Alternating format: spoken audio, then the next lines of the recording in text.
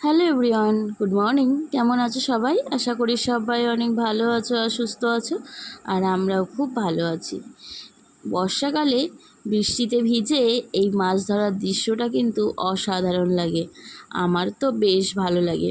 বিয়ের আগে যখন বাপের বাড়িতে ছিলাম তখন এরকমভাবে আমরা বৃষ্টির সময় মাছ ধরতাম। গতকাল রাত্রেবেলা প্রচণ্ড পরিমাণে বৃষ্টি হয়েছিল, তাই পুকুর ছাপিয়ে জল এইভাবে যাচ্ছিল।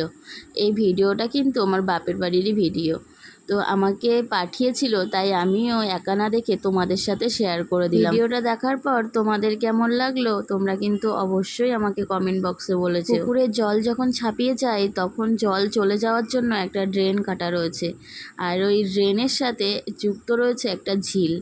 তো ঝিলের সাথে যখন প্রচণ্ড পরিমাণে বৃষ্টি হয়, ঝিলের মাছগুলো পুকুরের মধ্যে চলে আসার চেষ্টা করে, আর পুকুরের মাছগুলো ঝিলে চলে যাওয়ার চেষ্টা করে। আর সেইখানে ভাই দিয়েছিল আটল, তো সেই আটলের মধ্যে এই মাছগুলো উঠেছে। খুব ভালো লাগছে দেখতে।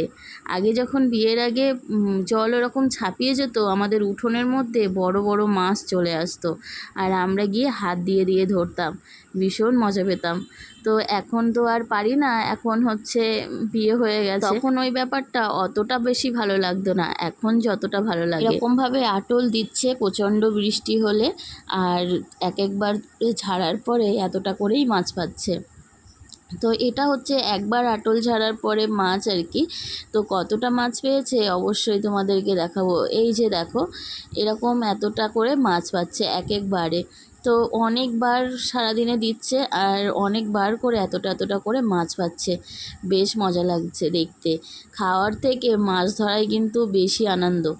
ধরতে যতটা ভালো লাগে, খেতে কিন্তু অতটা বেশি ভালো লাগে না। আমরা যারা শহরের মানুষ বা শহরতলির মানুষ রয়েছি, তারা কিন্তু পয়সা দিলেও এরকম টাটকা জ্যান্ত মাছ আমরা সচরাচর পেয়ে উঠি না। তাই এইরকম মাছ দেখলে বেশ মজা লাগে। এখান থেকে 2 বছর আগে যখন আমি বৃষ্টির সময় বাপের বাড়িতে গেছিলাম, মানে বর্ষাকালে এরকম সময় বাপের বাড়িতে ছিলাম, তখন এভাবে আমিও মাছ ধরতাম, মানে আটল দিয়ে নয়, হাত দিয়ে দিয়ে। তো উঠোনের মধ্যে একটা দুটো মাছ চলে আসতো, আর আমি হাত দিয়ে দিয়ে ধরতাম, আর মাকে এনে দিতাম, মা সঙ্গে সঙ্গে ভাজা করে দিত। মা ধরো রান্না করছে, আমি মাছ পেয়েছি, মাকে দিলাম, মা সাথে সাথে ভাজা করে দিত, ভীষণ মজা লাগতো।